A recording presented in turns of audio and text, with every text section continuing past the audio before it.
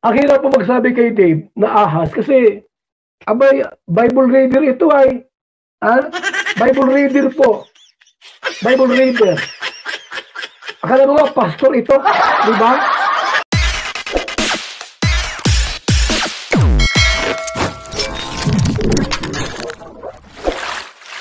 Okay, mga kalingap, isang mapagpalang umaga, tanghali, gabi po sa inyo lahat. Sana po ang lahat ay nasa mabuting kalagayan at ligtas po sa anumang kapahamakan, saan man po kayo dako ng mundo naroroon. Ako pumuli ang inyong likod, Maestro 21 TV, at sa ating video ngayong araw na ito mga kalingap ay tayo nga po ay magbigay ng ating kuro-kuro, komento, opinion at reaction po tungkol din po sa naging reaction po. Okay? Sa naging reaction din po ni Kuya Bal sa kanya pong naging live, at ito nga po ay sinasabing malaman,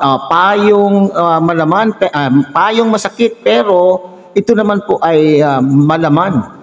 Kung ito po ay iintindihin po ni Dave, ay siguro ay hindi mapapahamak ang Dave. Okay?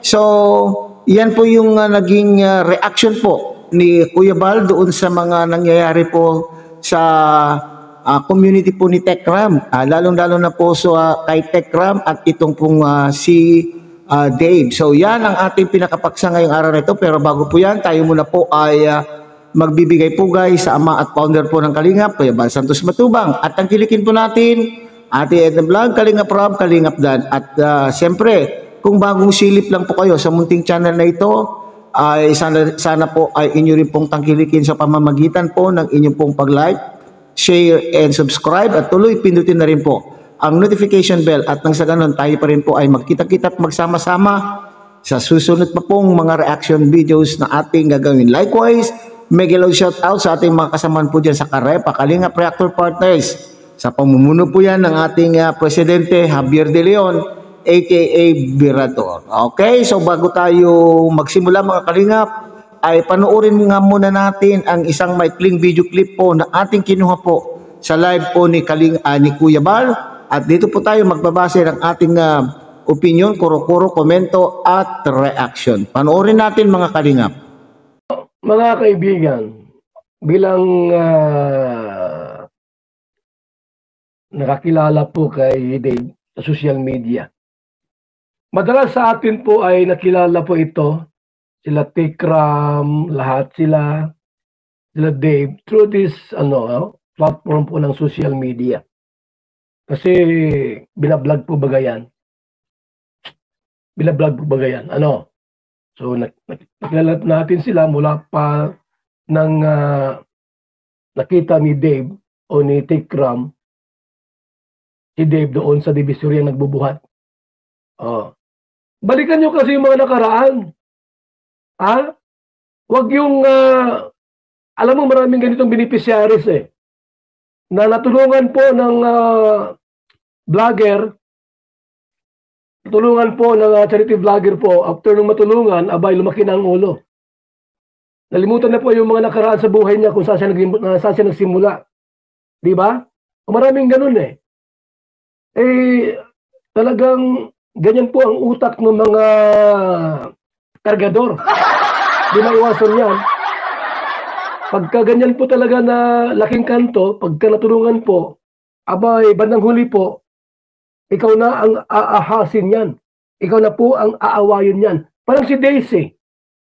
Dati, good vibes, kasama ni Tekram. Sa mga plano, lahat, di ba?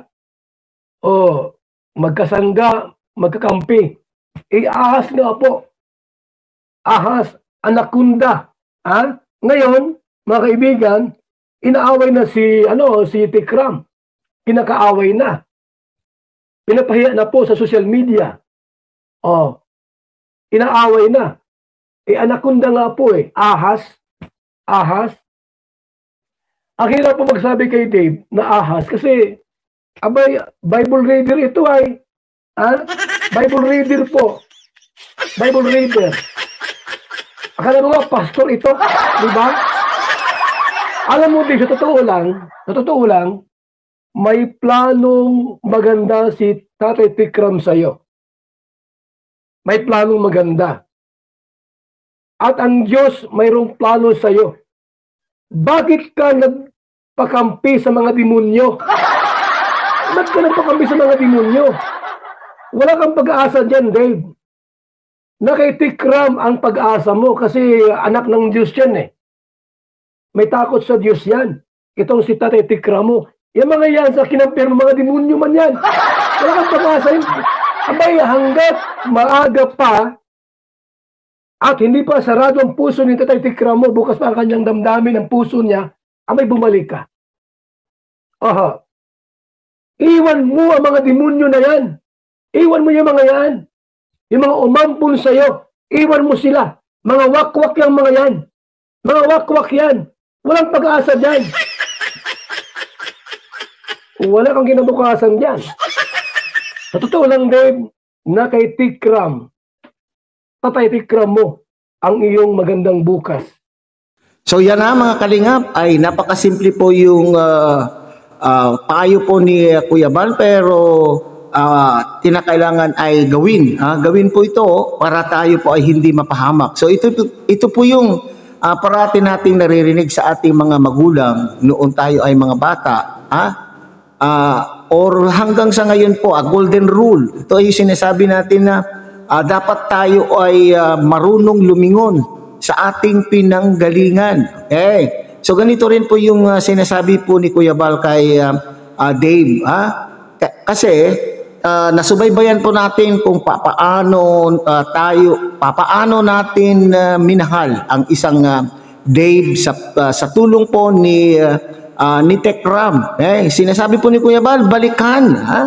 Balikan po ang nakaraan. Dapat matuto tayong itong si Dave ay marunong bumalik sa nakaraan. At ano itong nakaraan na ito?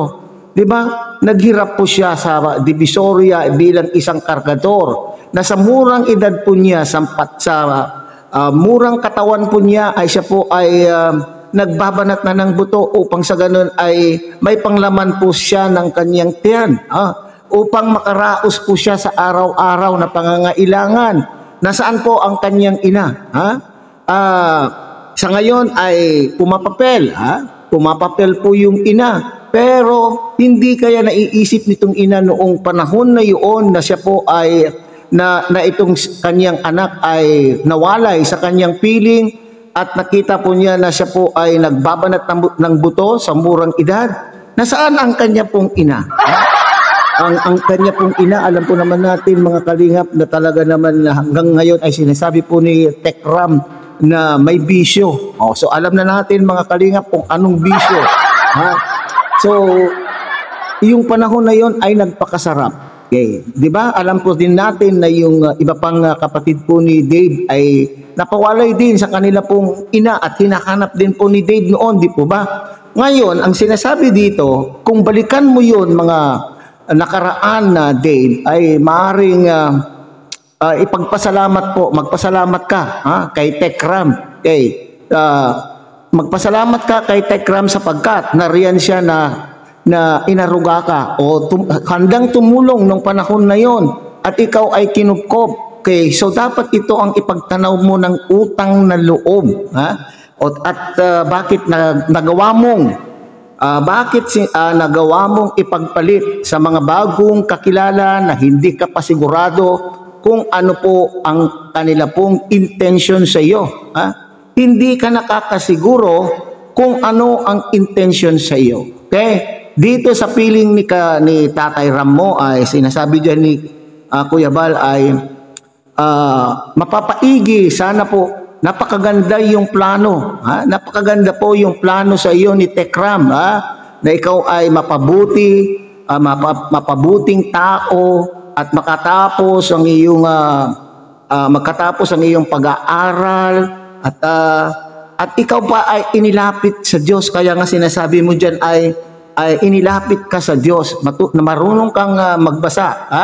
Marunong kang magbasa at sana lamang po magbasa ng Biblia, magbasa ng salita ng Diyos. Sana lamang ay yung iyong binabasa ay isinasa buhay mo. Pero napakaganda yung mga sinasabi mo sa mga nagdaan na mga statement mo at ikaw ay nagsisingit ng Bible verse. Pero napakaganda sana, napakaganda sana kung ito ay isa sa buhay at balikan mo yung iyong nakaraan at matutong rumispeto, matutong tumanggap ng pagkakamali.